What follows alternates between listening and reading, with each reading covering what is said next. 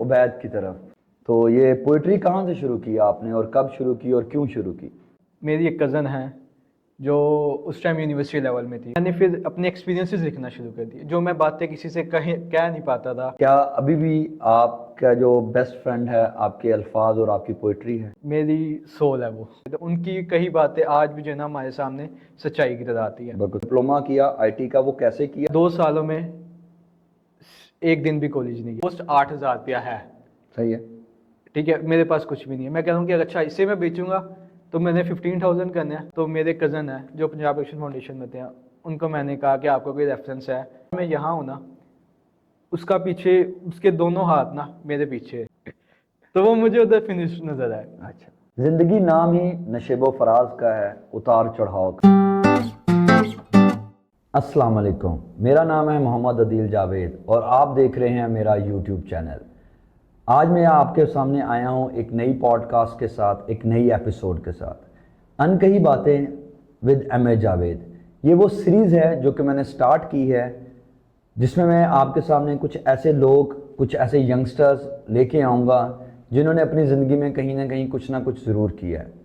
नई एपिसोड को स्टार्ट करने से पहले मैं चाहता था कि मैं आप लोगों को थोड़े से एक्सप्लेन करूं कि ये अनकही बातें विद एम ए जावेद क्या है और इसमें आप क्या देखने को आपको आइंदा मिलेगा।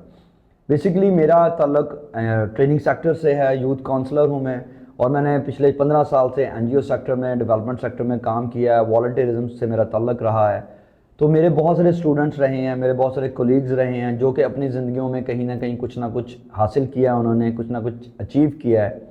बट वो लोग, वो ख़ास तौर पे वो स्टूडेंट्स जो कि शायद दुनिया के लिए, सोसाइटी के लिए सक्सेस स्टोरी नहीं थे, लेकिन वो अपने घर की सक्सेस स्टोरी हैं, अपने घर के हीरोज़ हैं, अपने घर के स्टार्स हैं।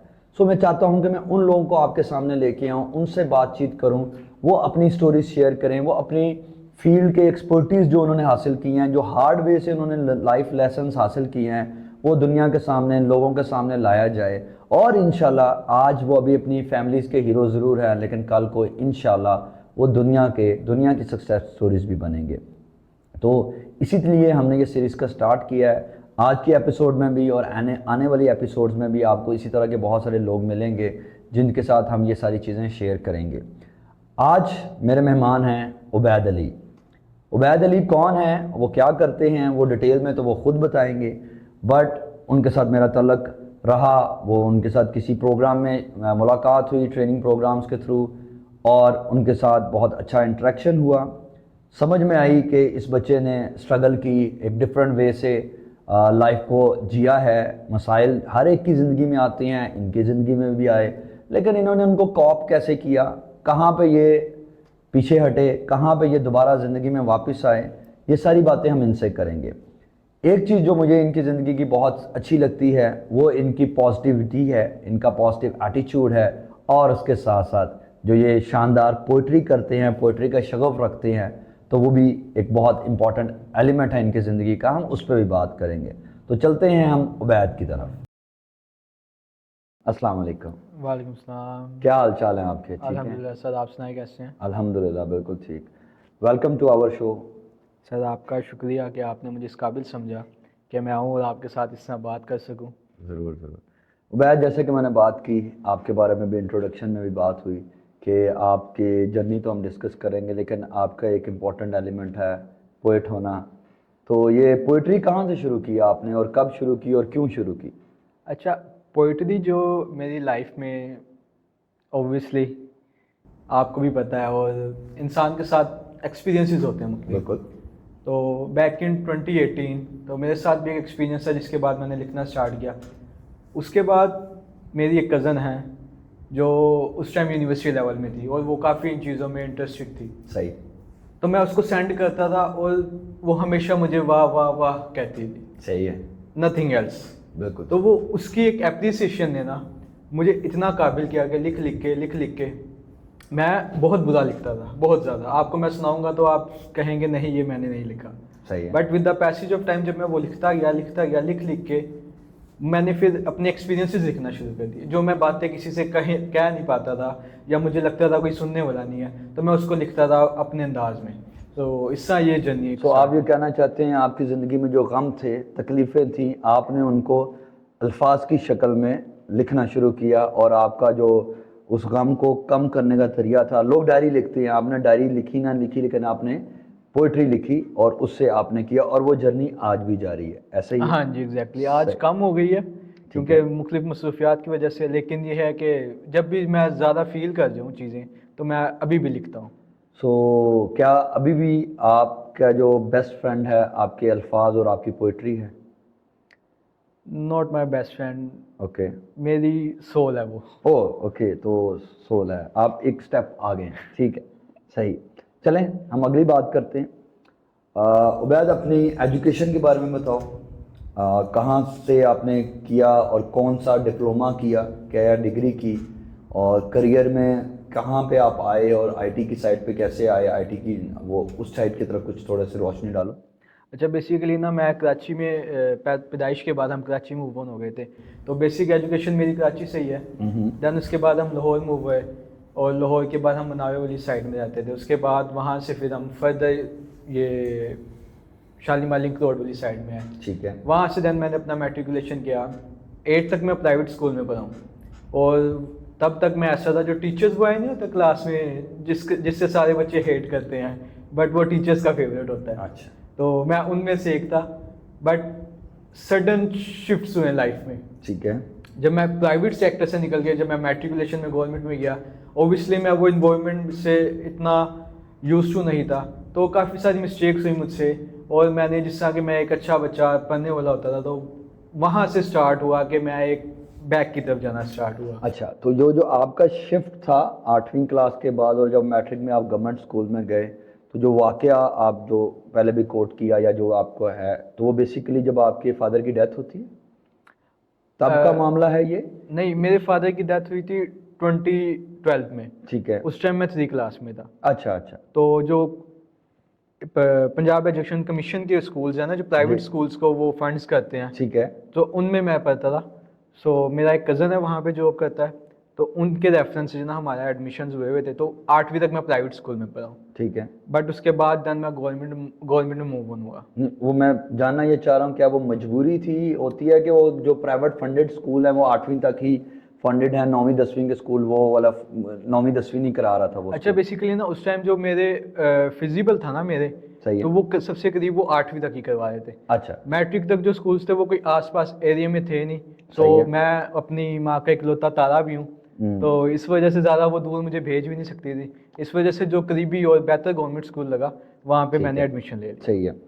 सो आप मैं बेसिकली इसलिए जानना चाह रहा था कि जो आप ज़िंदगी का शिफ्ट कह रहे हैं, जहाँ पे आपने जो एकदम अच्छे टीचर्स बॉय हो के अच्छा रिजल्ट लेते हो, जो एकदम शिफ्ट आया वो एक अच्छी स्कूलिंग से एक गवर्नमेंट स्कूलिंग सिस्टम में आके, और वहाँ पे आपको जो कॉन्फिडेंस जो शैटर हुआ वो बेसिकली वहाँ पे जाके हुआ जहाँ से आप थोड़ा सा डीरेल हुए। उसके पीछे ना एक रीज़न है। मैं क्लास में गया हूँ और मैं देख रहा हूँ क्लास में 90 बच्चे बैठे हुए हैं। सही है। तो आपको पता है जो भी एक बच्चा प्राइवेट स्कूल से निकल के जाएगा तो वो तो देख के पहले दिन ही पजल होगा। और वो मेरे और जो हमारे टीचर्स थे, अल्लाह पाक उनको सेहत तंदुरुस्ती ज़िंदगी दे, बहुत अच्छे टीचर थे। सही है। अल्थो कि मैं उनका एक बुरा बच्चा था, स्टूडेंट था क्लास का, लेकिन वो बहुत अच्छे टीचर थे। उनकी कई बातें आज भी जो है ना हमारे सामने सच्चाई की तरह आती है। बहुत। तो वो देख के जो ना मैं घबरा गया। और क्योंकि प्राइवेट स्कूल में आपको पता है टीचर्स होती हैं, वो चेक एंड बैलेंस रखते हैं बच्चे का। जब मैं मैट्रिक में शिफ्ट हुआ ना तो वो चेक एंड बैलेंस नहीं था। मैंने अकेडमी ज्वाइन की, अकेडमी में जाता था, और उसकी एक रीज़न ये थी कि मैंने बायो रखी, और मुझे याद है कि जब बायो मैंने रखी, केमिस्ट्री मुझसे नहीं पढ़ी जा रही थी और मैं बैठा रो रहा था कि मम्मा मुझसे नहीं पढ़ी जा रही, मैंने नहीं करना ये। तो बट आपको पता है जो पेरेंट्स का होता है कि हमारा बच्चा बायो पढ़ेगा, मेडिकल पढ़ेगा, उन्होंने मुझे फोर्स किया, तो मैंने जैसे तैसे जना बस किया। और वो चीज़ थी कि जिस वजह से जना मैं सब कुछ ही बदल गया। सही है। और वो क्योंकि वो चेक एंड बैलेंस नहीं था, क्योंकि मम्मा भी हमारी अपने दौर की पढ़ी लिखी हैं, लेकिन आजकल के हिसाब से। सही।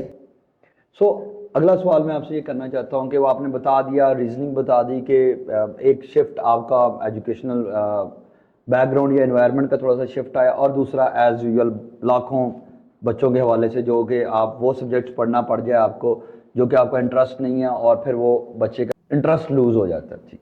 अगली चीज़ ये मैं आपसे पूछना चाहता हूँ, सो फिर आप आपने आगे फर्दर स्टडी, हायर स्टडीज़ के लिए क्या किया? आपने जो डिप्लोमा किया आईटी का वो कैसे किया, या ये क्या जर्नी रही आपकी? अच्छा, मैं ना आपको एक अपने इंटर की मज़े की बात बताता हूँ कि जब मैंने एडमिशन लिया ना कॉलेज में, मैं 2 सालों में एक दिन भी कॉलेज नहीं गया। एक दिन का मतलब कि मैं उन दिनों गया हूँ जिन्होंने एडमिशन वगैरह जा रहे हैं। ठीक है। क्योंकि मैट्रिक के बाद ही फ़ौरन मैंने जॉब स्टार्ट करी। ठीक है। मैं एक मोबाइल शॉप में जो है ना शाम के टाइम बैठता था, तो वहाँ पे मैं कंप्यूटर में बैठता था, मूवीज़ वगैरह करके देता था। तो जब मैंने कॉलेज में शिफ्ट हुआ ना, कॉलेज में बिल्कुल नहीं गया। तो वो चीज़ ना मैंने फर्स्ट ईयर हुआ मेरा, फर्स्ट ईयर के एग्ज़ाम्स दिए। अच्छा, एग्ज़ाम जो थे ना फर्स्ट ईयर के, मुझे पता था मेरी कुछ तैयारी नहीं है। आई एम क्लियर अबाउट कि मेरी 3 सप्लीज आनी है। ये बात आज मैं रिवील कर रहा हूँ, मैंने आज से पहले नहीं गई। मुझे कंफर्मेशन थी कि मुझे आएगी, क्योंकि बाकी 3 सब्जेक्ट्स उर्दू, इस्लामियात, इंग्लिश, मुझे पता था कि मैं इतना ब्राइट हूँ कि ये मैं बगैर पढ़े भी कर सकता हूँ। बिल्कुल ठीक है। और मेरा पेपर हो रहा था, मेरे साथ बच्चा बैठा है, आपको पता है हमारे एजुकेशन सेक्टर में सिफारिश वगैरह, उस बच्चे की सिफारिश लगी थी। मुझे याद है वो बच्चा मुझे कहता है मुझसे देख के पेपर कर ले, क्योंकि मैं एक ब्राइट स्टूडेंट था, तो मुझे चीटिंग की कभी आदत नहीं थी। तो मैंने उससे कहा था कि यार मुझे नहीं आता, मैंने नहीं करना। ठीक है। और 3 पेपर्स मैं ब्लैंक पेपर्स देख रहा था। जब मेरा फिजिक्स का पेपर था उसमें मैं 2 नंबर का एक शोर करके आया था, बस एमसीक्यू, बस दैट्स इट। और मैं ऐसे ही आ गया था। और जिसके बाद जब रिज़ल्ट आया तो मुझे पता था, लेकिन बट वो बच्चों की वो आदतें होती हैं, एक्टिंग करना के, रोना के, ऑब्वियसली चीज़ें थी और मैंने उन चीज़ों को फेस किया। बट उसके बाद फिर मैंने कहा कि चलो मैं इसको कवर अप कर लूँगा, 3 सब्जेक्ट है। सही है। बट मैं एज यूजुअल जॉब भी कर रहा था, तो वो मुझसे कवर नहीं हुए। तो दिसंबर में जाके मैंने सोचा कि यार मैं ना इसको ना री एडमिशन ले लेता हूँ। अच्छा, जब मैं री एडमिशन लेने गया, मेरे पास गाइडेंस टोटली ज़ीरो थी। मुझे किसी ने नहीं बताया कि मुझे तो इंटर में एडमिशन लेने के टाइम ये भी नहीं पता था कि मेडिकल होती है, आईसीएस होती है, आईसीएस में ये सब्जेक्ट्स होते हैं। सही है। तो मैं जब री एडमिशन के लिए गया ना, तो वो कहते बेटा डेट लेट हो गई, अब नहीं होगा। और मैं उधर, मुझे याद है कि फिर बाद में जो ना मैंने हमारे इलाके के, मैंने थ्रू सिफारिश करना उनसे, मैं प्रिंसिपल के पास गया। प्रिंसिपल ने कहा कि बेटा इतने पैसे लगेंगे, आप आ जाना। मैंने कहा ओके। अच्छा, मैं जब वापस जा रहा हूँ ना, अब मेरे जेब में मेरा मोबाइल है बस, जो मैं कैलकुलेट कर रहा हूँ कि इसकी कॉस्ट 8,000 रुपया है। सही है। ठीक है, मेरे पास कुछ भी नहीं है। मैं कह रहा हूँ कि अच्छा इसे मैं बेचूंगा तो मैंने 15,000 करना है, फिर जाके होगा। अच्छा, अब ये मैं बाकी मैं कहाँ से करूँगा, नो आइडिया। मैं पैदल घर जा रहा हूँ, कोई 2 किलोमीटर का सफ़र था। रास्ते में किसी कभी 1-2 दोस्त हैं, उनको फ़ोन की कि यार हो सकता है, इतना हो सकता है, इतना हो सकता है। बट आपको पता है हमारी जो वो जो एज के दोस्त होते हैं वो खुद स्टूडेंट्स वगैरह होते हैं, बिल्कुल अच्छा। नहीं होता। तो उसके बाद फिर मैं आया, तो मेरे कज़न हैं जो पंजाब एक्शन फाउंडेशन में थे, उनको मैंने कहा कि आपको कोई रेफरेंस है। तो उन्होंने मुझे बुलाया, उन्होंने मुझे कहा कि बुलाया पहले घर कि हाँ जी बताओ। अब कहते मुझे तो ये भी नहीं पता तेरी 3 सप्ली आई है, क्योंकि वो बंदा ऐसा है कि अगर आज मैं यहाँ हूँ ना, उसका पीछे, उसके दोनों हाथ ना मेरे पीछे, कि जहाँ जहाँ मैंने कहा भी नहीं है उसे, और उसने हमेशा वहाँ वहाँ आके मुझे एक स्टेप आगे किया है, जहाँ से मैं गिरता था तो नहीं उठना था। बिल्कुल ठीक। तो उसने मेरी अच्छी खासी क्लास ली। तो बट फिर उसके बाद उसकी मदद से फिर मेरा दोबारा एडमिशन हो गया। बट उसके बाद आपको पता है कोविड आ गया। ठीक है। अब वो मजे की स्टोरी है। अब कोविड आया तो पहला साल है कोविड का, आपको पता है एग्ज़ाम्स, मेरा 24 को पेपर है। मैं अपनी खाला के घर था उससे 1-2 दिन पहले ना, जब उन्होंने न्यूज़ ब्रेक की है कि बच्चों के एग्ज़ाम्स नहीं होंगे। अब अकेडमीज़ वगैरह वैसे ही बंद, तैयारी कुछ नहीं। और मैं लिटरली वो न्यूज़ सुन के मैं इतना खुश था आपको भी नजर आ आपको तब शफकत महमूद साहब बहुत अच्छे लगे थे, सारे बच्चों की तरह, क्योंकि वो एजुकेशन मिनिस्टर थे, उन्होंने बगैर पेपरों के आप लोगों को पास कर रहे थे। ऐसे ही है। और मैं ठीक है, इतना मैं खुश था, मैं कहा चलो अब अच्छा, जैसे तैसे वो फर्स्ट ईयर हो गया। फिर सही है। अब सेकंड ईयर में गया, सारा साल बीच में कॉलेज भी ओपन हुए हैं, तो वैसे ही चलता था। अब फिर एंड पे आ गया। अब मैं फिर सर पर करके बैठूँ, मैं कहा मैं क्या करूँ, तैयारी मेरी फिर कुछ नहीं है। बिल्कुल। फिर उन्होंने आपको पता है कि 3 एग्जाम्स कर दिए। सही। अब ये हाल था मेरा कि 3 एग्जाम्स किए, और वही किए जिनका मुझे पता था कि नहीं, तैयारी कुछ भी नहीं। कंप्यूटर मैंने रखा था, कंप्यूटर मैंने अपनी लाइफ में कभी नहीं भरी। मैंने मैट्रिक तक कभी कंप्यूटर नहीं यूज़ किया। ठीक है। अब अब मज़े की बात सुने कि मैं कैसे इस आईटी सेक्टर में मैं कैसे आ गया। आप इमेजिन करें एक बच्चे जिसको कंट्रोल सी कंट्रोल वी का भी नहीं पता। ठीक है। तो जब वहाँ पे जब मेरे 3 एग्ज़ाम्स थे, मुझे आज भी याद है, तो मैं पेपर कर रहा था, जो इंचार्ज होता है ना, क्लास इंचार्ज इन्विजिलेटर, मैं बैठा हूँ ऐसे पेपर पकड़े बैठा हूँ, मेरे पास आया, कहता पेपर नहीं आता। मैंने कहा नहीं आता। कहता पैसे नहीं है। मैं कहा नहीं है। हाँ थे ही नहीं। सही है। तो मैंने कहा नहीं है। हाँ। तो वो चला गया। अब वो 3 पेपर जो ना मैं ऐसे ही देख रहा है। ठीक है। और वो मुझे था कि यार यहाँ पे ना मेरी बस, मैं जो मेरे ख्वाब थे कि मैंने ज़माना जाहिलियत में कि मैंने पाकिस्तान का प्राइम मिनिस्टर बनना है तो वो मुझे उधर फिनिश नज़र आया। अच्छा। बट फिर शफकत साहब, ठीक है। बेइंतहा शफकत की उन्होंने, और आपको पता उन्होंने सब बच्चों को पास कर दिया। सही। अब इमेजिन करेंगे सब बच्चों को पास कर दिया और मैं 33% लेके मैं पास हूँ। ठीक है। ये बात मैं किसी को बताऊँ तो मैं काफ़ी शर्मिंदा होता हूँ। इवन कि जब मैं आज भी मेरे स्कूल की टीचर्स मिल जाती हैं, मैं कहता हूँ वो मुझसे पूछेंगे तो मैं उन्हें क्या कहूँगा। सही। तो अब अगली बात करते हैं। मुझे पता है ऑडियंस के लिए, व्यूअर्स के लिए भी, कि SEO यानी कि सर्च इंजन ऑप्टिमाइजेशन, आप उस साइड पे काम किया, सर्च इंजन ऑप्टिमाइजेशन या SEO एग्जेक्टिव के तौर पे आप किसी कंपनी में काम कर रहे हैं। सो हम वो बीच के टाइम पीरियड को फास्ट फॉरवर्ड करते हैं। तो अब शॉर्टेस्ट वे में बताइएगा कि आप SEO की फील्ड में कैसे घुसे।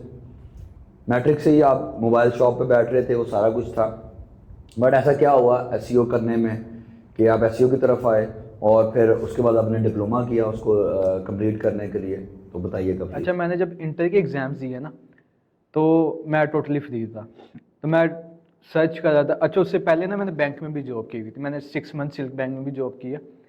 तो वहाँ पे भी बस मैं वहाँ से मैंने कॉल सेंटर्स वगैरह भी किए, मैंने काफ़ी गया हूँ। तो अब जब मैं जॉब फाइंड कर रहा था ना, तो मेरे कज़न है, वही कज़न जो पंजाब कमीशन में होती है, अगेन सही, ही इज़ द मैन। उन्होंने अपने दोस्त के पास भेजा था मॉडल टाउन में कि सॉफ्टवेयर हाउस है, वहाँ पे जना चल जा, इंटरव्यू दिया। अब मैं वहाँ पे इंटरव्यू देने गया हूँ, तो मैं देख कर आ गया हूँ। आप इमेजिन करें कि SEO, मुझे ये भी नहीं पता था ये के स्टैंड पर क्या होता है। सही है। Search engine optimisation. अब वहाँ से जब मैं आया हूँ ना, तो 1 हफ़्ता हो गया, मुझे कोई रिस्पॉन्स नहीं आया, कुछ नहीं आया। अब मैं डिसहार्ट होके मैंने अपने दोस्त को कहा, दोस्त ने कहा कि यार मेरे ना कज़न की रेस्टोरेंट है घर के पास ही, वहाँ पे चल जा। अब वहाँ पे मैं गया हूँ। सही है। 3 अगस्त को मैं रात को वहाँ पे गया हूँ। सही है। अब मैं वहाँ पे गया हूँ, वहीं पे मुझे आया कि कल से ना आपने ऑफिस आना है उधर। ठीक है। कज़न का मैसेज आया, मैंने कहा ठीक है। अब मैं पजल हो गया, मैं कह रहा हूँ कि यार यहाँ पे भी मेरी कमिटमेंट है, दोस्त है, रेफरेंस है, वो भी नहीं मैं छोड़ सकता। अब इमेजिन करें कि मैं सुबह ऑफिस गया हूँ, वहाँ से अगले 2-3 महीने तक मेरी रूटीन थी, सुबह 7 बजे उठना है, 7-8 बजे उठ के तैयार होकर 9 बजे ऑफिस से 5 बजे 6 बजे छुट्टी होनी है, 6:30 घर आना है, घर आके मैंने बस्ता रखना है, चेंज करना है, रेस्टोरेंट चल जाना है, वहाँ से रात 3 बजे मैंने घर आना है। 2 महीने मैं अपने किसी फैमिली फंक्शन में नहीं गया, किसी से मिलने नहीं गया। 2 महीने मेरी यही रूटीन थी। जहाँ पे वीकेंड्स आता था, हफ्ता इतवार वहाँ से होता, तो मैं 12-15 घंटे सो रहा होता था। सही है। और ये वो टाइम पीरियड था कि मैं टोटली सबसे सेपरेट, अकेला। और मैंने बर्तन भी धोए रेस्टोरेंट में, सफाइयाँ भी की, सब कुछ किया, और सुबह उठ के उतर। तो इसके बाद फिर मेरा इंटर का रिजल्ट आया था। तो उसके बाद फिर जब मैंने कहा नहीं बैठ, ये ज़िंदगी नहीं है, और मैं ये ज़िंदगी नहीं चाहता, मैंने अपनी लाइफ में ग्रो करना है। मेरे अंदर ना शुरू से बचपन से था कि मैंने कुछ बड़ा करना है, और वो जो चीज़ थी ना, उसने मुझे वहाँ पे लेट डाउन नहीं करने दिया। आप इमेजिन करें, मैं 33% नंबर लेके, मुझे ये नहीं पता था कि यूनिवर्सिटी में एडमिशन लेने के लिए आपको 45% मार्क्स चाहिए होते हैं। सही। मैं इन्फॉर्मेशन लेता फिर कभी कहीं से कभी कहीं से। तो मेरा एक दोस्त है घर के पास ही, तो उससे देन कहा कि यार मैं ना ADP कर रहा हूँ यहाँ से, उसमें एडमिशन हो जाता है। अच्छा, मैं चला गया वहाँ पे एडमिशन लेने। अब मैं गया हूँ तो वहाँ पे जो ना ADP इंग्लिश मैंने करना था, क्योंकि मैंने कहा इंग्लिश हेल्प आउट देगी, सारे कहते हैं इंग्लिश चलो हेल्प आउट करेगी। अब वहाँ पे एडमिशन लेने गया हूँ ना, तो उन्होंने कहा कि इंग्लिश हम करवाते हैं डे में। अब क्लासेस वहाँ पे मुझे मिली थी 6 to 9 PM। सही। ठीक है, जो मुझे सूट करती थी। अब वहाँ पे मैंने कहा मैं क्या करूँ। अब उन्होंने कहा कि हम ADP बिजनेस करवा रहे हैं या ADP कंप्यूटर साइंस करवा रहे हैं। सो मैंने कहा ठीक है, मैं एक दिन आया, मैंने सोचा, मैंने कहा यार बिजनेस करके मैं क्या करूँगा, पैसा वैसा तो है ही नहीं, सही है। बिजनेस का मैं क्या करूँगा। मैंने कहा यार नया नया मैं इधर सॉफ्टवेयर हाउस में लगूँ, चलो मैं इसमें कर लेता हूँ। सही है। तो मैंने देन उसमें एडमिशन लिया कंप्यूटर साइंस में।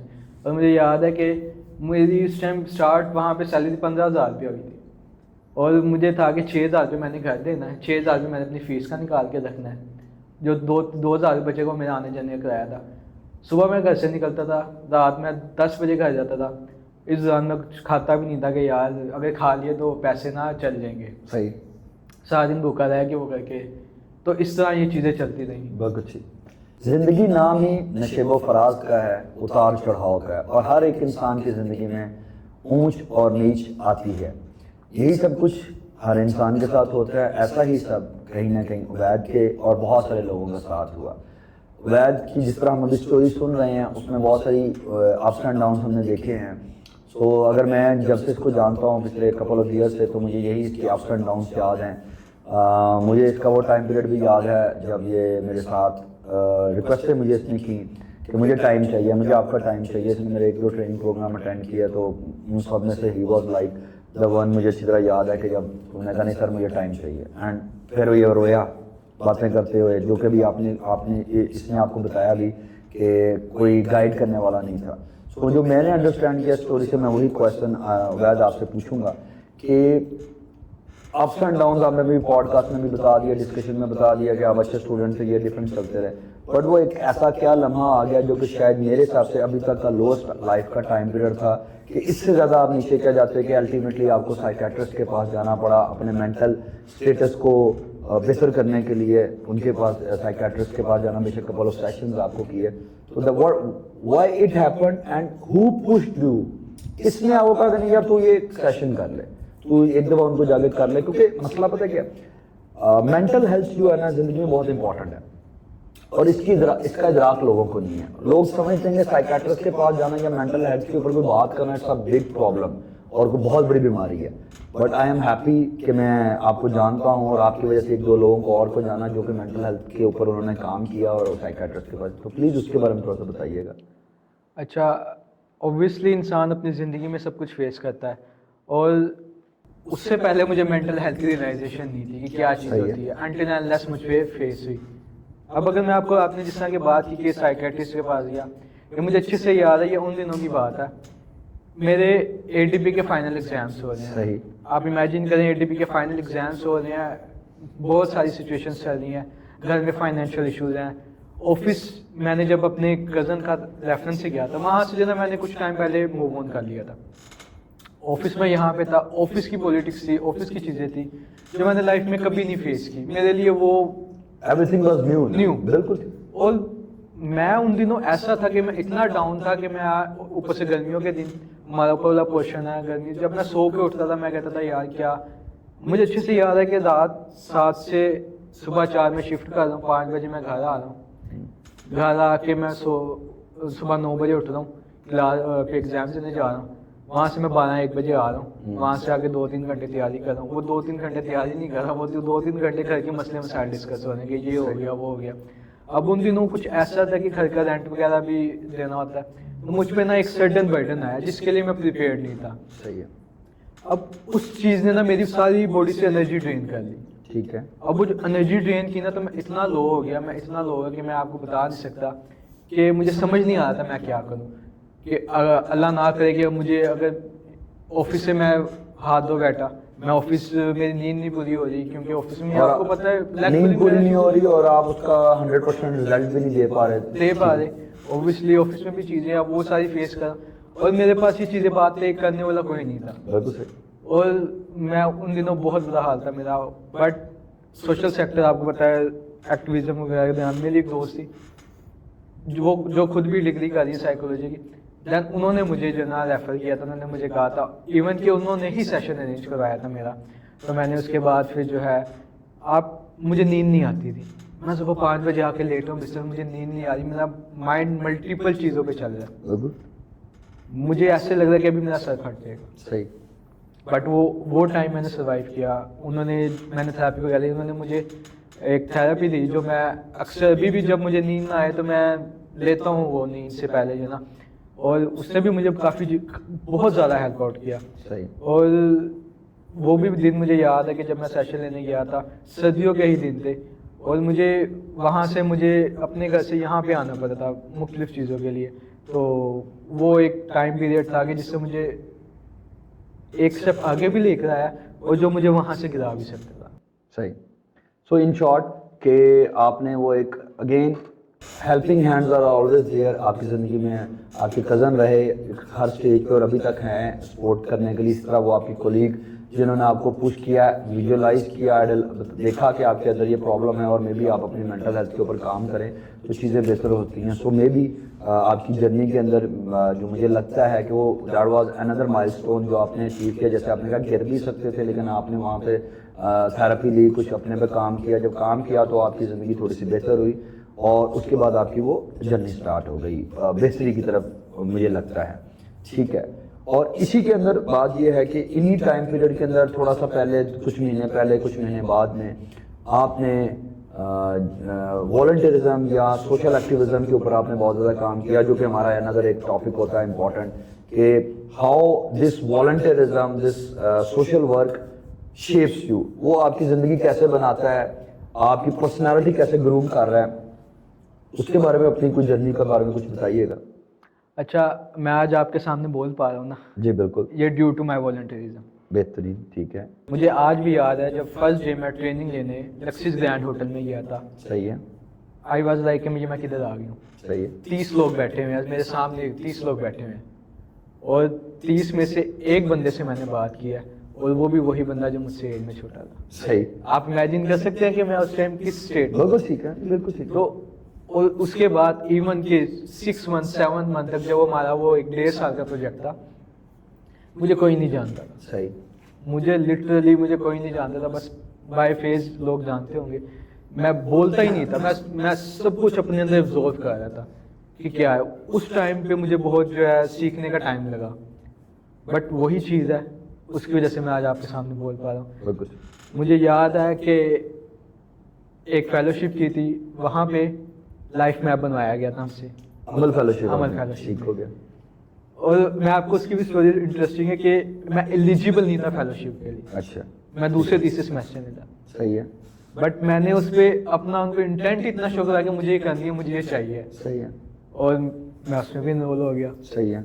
लाइफ ऑब्वियसली बैड मोमेंट्स हुए हैं, लेकिन बहुत अल्लाह पाक का बहुत करम रहा है मुझ पे कि मुझे माशाल्लाह। रिजेक्शन अपनी ज़िंदगी में ना बहुत देखने को भी मिली है, लेकिन उससे ज़्यादा नहीं देखने को भी मिली। सही। तो जब अमल फेलोशिप देने जब लाइफ में बना रहे हैं, मैं देख रहा हूँ कि यार जो मैं बैड मोमेंट्स देख रहा था, उन्हीं की वजह से मैं आज यहाँ पे हूँ। सही। अगर वो नहा होते तो मैं I was like another guy. मुझ में क्या ऐसा इंटरेस्टिंग होता, मुझ में क्या होता। तो वो जब मैंने बनाया ना, तो वो टाइम था कि वहाँ पे वो बना के मैं खड़ा होकर बोल रहा हूँ, और हमारी मैम ने कहा था कि मिरर के सामने।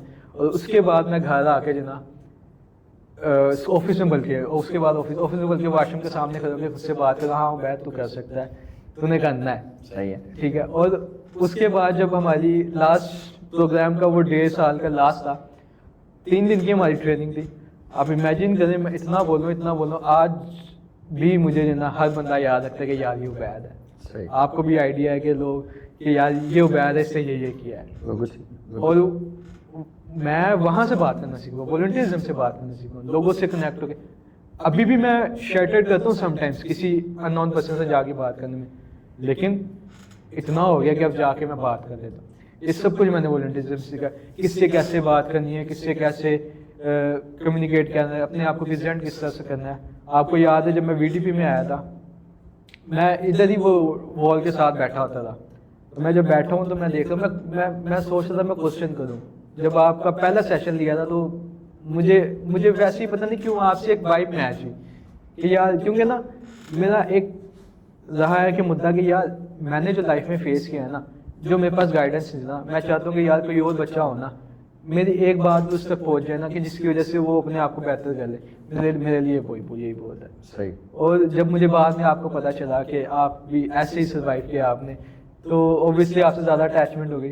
तो मैं 4-5 दिन में सोचता हूँ कि मैं सवाल करूँ कि ना करूँ, बट अनटिल मैंने किए, फिर आपने भी काफ़ी चीज़ें हेल्प आउट किया, सेल्फ कॉन्फिडेंस वगैरह में, चीज़ें में, फिर फेलोशिप भी की। फेलोशिप का मेरा बहुत एक रोने खाब की तरह एक्सपीरियंस था उसके बाद का। उसके रीज़न क्यों मैं आपको बताता हूँ। करते हैं उस पर बात करते हैं, वो डरावना ख्वाब क्यों बना क्यों नहीं बना वो करते हैं। देखिए अभी आपकी इस बात का ना बहुत मेरा बड़ा दिल किया मैं बीच में इंटरप्ट करके अपनी कोई बात बीच में आड़न करूं, बट मैं कहा नहीं, तुम एक फ्लो में बोल रहे हो, बोलो। वो ये कहते हैं ना कि वो लाइफ मैप्स की जो आप बात कर रहे हो, तो ये देखो, ये फेलोशिप्स जो हैं, ये ट्रेनिंग्स जो हैं, ये वॉलंटियरिज्म, सोशल वर्क या लोगों से मिलना, नेटवर्किंग करना, बातचीत करना, हमेशा से इट इज़ वेरी इंपॉर्टेंट।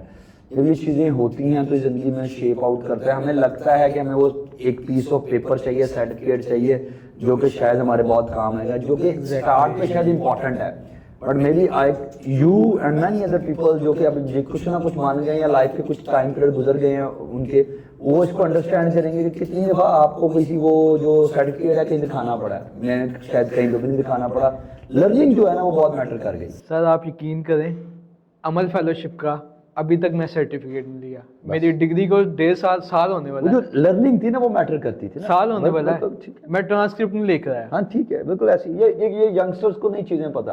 देखो अभी आपने बात जो की थी ना कि यू ऑलवेज वांटेड कि यार जो तुम्हारे साथ हुआ, जिस मिसहैप्स में रहे, नेगेटिव रहे, पॉजिटिव रहे, वो तुम किसी और के साथ ना हो, उसको गाइडेंस दो। दैट इज व्हाट द अनकही बातें, हमने वो बातें करनी है, हमने आपसे वो चीज़ें यहाँ पे प्लेटफॉर्म पे करनी है ताकि लोग आपको थोड़ा जाने पहचाने और आप हर टाइम अवेलेबल हो। जहाँ तक अब अगले सवाल की बात आता हूँ कि वो जो एक तो अमल फेलोशिप की एक जो हम ट्रेनिंग्स कराते हैं, मैं कराता हूँ YF youth engagement fellowship training programme, वो प्रोग्राम आपने क्यों किया? क्योंकि आप पहले एक फेलोशिप कर चुके हैं, तो आपको किस चीज़ ने इंस्पायर किया कि वो आप प्रोग्राम करो? और उसके बाद जो डरावना ख्वाब आप जो चीज़ कह रहे हो वो भी जरूर शेयर करो ताकि अच्छा। पता लगे क्या हो। फेलोशिप की मेरी एक ही रीज़न थी, वो आप थे। अच्छा ठीक है, कि मुझे लगता था कि मैं आपसे बहुत कुछ सीख सकता हूँ, सही। और स्टिल मैं फील करता हूँ, और मेरी ख्वाहिश भी है कि मैं आपके साथ काम करूँ, सीखूँ, बट आपको पता है ड्यू टू काफ़ी सारे रीजन मैं उतना टाइम नहीं दे पाता। बिल्कुल तो वो रीज़न थी कि मैंने फेलोशिप देना पहले भी हो रही थी, बट उस टाइम मुझे इतना पता नहीं था कि मैंने VDP भी नहीं किया था। सही। तो आपको पता है जो हमारी कॉमन फ्रेंड है जिन शी सेड, बट मुझे उस टाइम इतना नहीं था।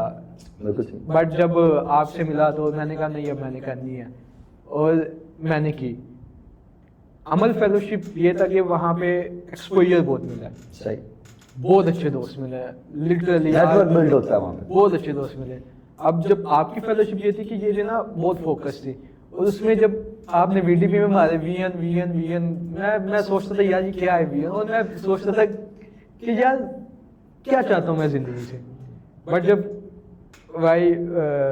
YF किया तो उसमें जो मेन पर्पस था ना VN, जो जिसमें आपने ज़्यादा मेरे को खरीदा भी, वो चीज़ थी कि आपके सामने भी हमने बैठ के बनाया, लेकिन आपको पता है कि वो शॉर्ट टाइम नहीं लेते। बिल्कुल। अब वो जब मैंने कंप्लीट किया ना भाई, अब जब हुआ है, अब मैं 23 का होने वाला था, मई में मैं 23 एज का हुआ हूँ। आप इमेजिन करें कि मैं सो नहीं पा रहा, मैंने पूरा अपना वॉलंटियरिज्म बाइकआउट किया हुआ है, मैं कहीं पे जा नहीं रहा। मैं कह रहा हूँ कि यार किस रास्ते मैंने जाना है, सही। वे क्या है, और वे के बाद डेस्टिनेशन क्या मैं चाहता हूँ। तो स्टिल मैं बहुत सोचता हूँ इस बारे में, मैं अभी तक उस चीज़ को इतना क्लियर नहीं कर पाया। ये it will take some times, but उन दिनों ये काफ़ी मैंने जो ना, इवन कि मुझे जो मेरे दोस्त वगैरह उनको भी ये चीज़ का अंदाज़ा होगा कि मैं उन्हें कहता था यार मैं 23 का होने वाला हूँ, मैं सोच रहा हूँ मैंने ज़िंदगी में क्या किया है, मैं खुद को सवाल पूछता हूँ कि मैं ज़िंदगी से क्या चाहता हूँ। तो वो एक चीज़ थी कि जो एक बाद में रोना काफ़ी बनी, बट मैंने उसके बाद फिर याद होगा जब हम बैठे थे KFC में, तो आपने कुछ चीज़ें बताई, देन मैंने कहा चलो अभी तक हम क्लैरिटी नहीं कर पा रहे, अब इस चक्कर में मैंने खुद को रोकना नहीं है। ये नहीं कि मैं सब कुछ छोड़ के बैठ जाऊँ, कुछ भी ना करूँ। आप हमेशा एक बात कहते हैं कि इंसान का ख्वाब, इंसान का VN वो है जो उसको रात को सोने ना दे और सुबह उठने पे मजबूर ना करे। और मैं हमेशा अभी तक मैं यही तलाश करने की कोशिश करता हूँ, और मुझे लगता है कि मैं फाइंड कर लूँगा वो चीज़ इंशाल्लाह। तो मैं इसको समरी, देखो जो तुमने बात की ऑडियंस के हवाले से खास तौर पे, वो कहेंगे जी मेरी बात हो रही है जनरली, मैं उसको समराइज करता हूँ। पॉइंट ये था कि आप जब आए, आप चीज़ें हुई फेलोशिप के अंदर, और यही हमारा फ़र्क है। देखो सब लोग बहुत अच्छा शानदार काम कर रहे हैं मार्केट में, तमाम इदारे। और यूनिकनेस जो होती है ना, यूनिक सेलिंग पॉइंट जो होता है वो बड़ा इंपॉर्टेंट होता है लाइफ में, वो विजन के अंदर भी ये बात आती है।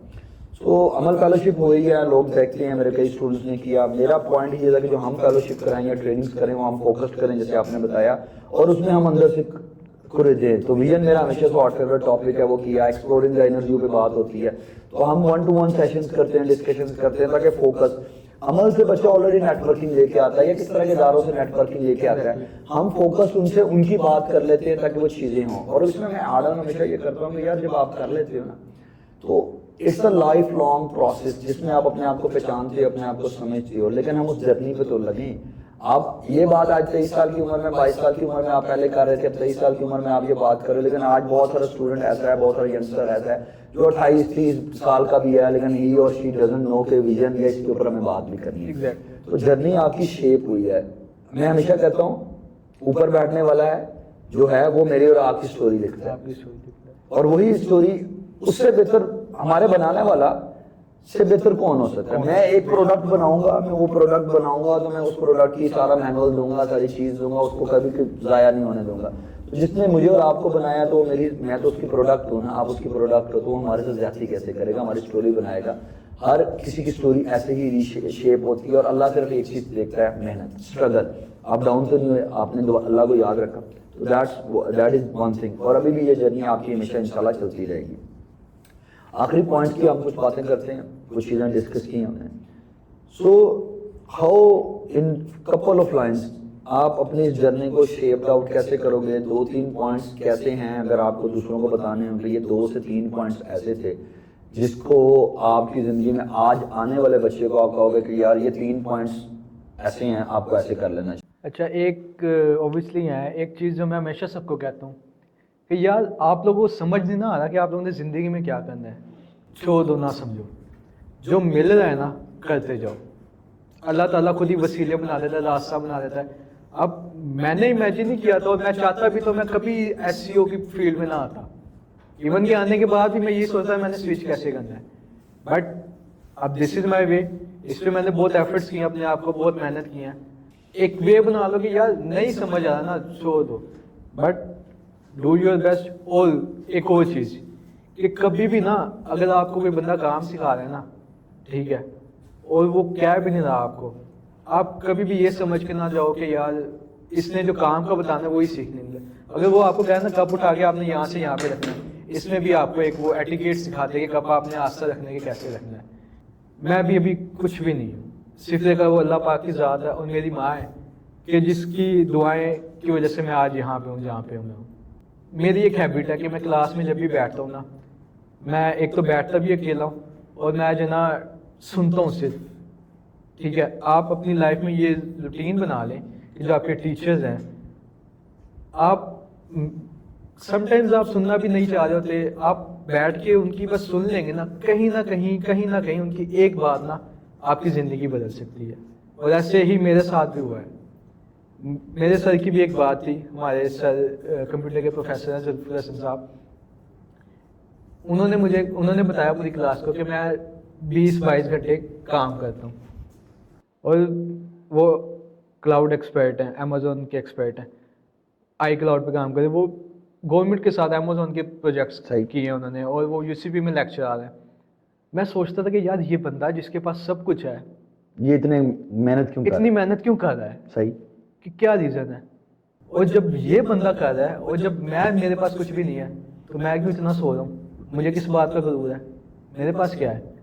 तो वो, हालांकि वो कोई कॉन्टेक्स्ट से रिलेटेड नहीं थी स्टडी के, बट वो चीज़ थी जिसने आप लिटरली बिलीव करें मुझे स्विच किया। और यही चीज़ मैं आपको कहूँगा कि हमेशा टीचर्स की सुने, कोई एक बात ही आपकी ना लाइफ चेंज कर देती है। सही।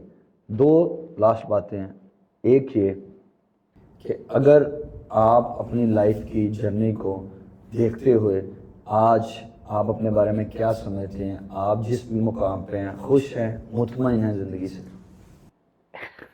ये बहुत डिप्लोमेटिक क्वेश्चन है। आपको पता है कि इंसान कभी भी अपनी ज़िंदगी से खुश नहीं होता। सही है, क्योंकि अगर सब कुछ ही पा लिया ज़िंदगी में, तो तमन्ना फिर आखिर किसकी करें? क्या बात।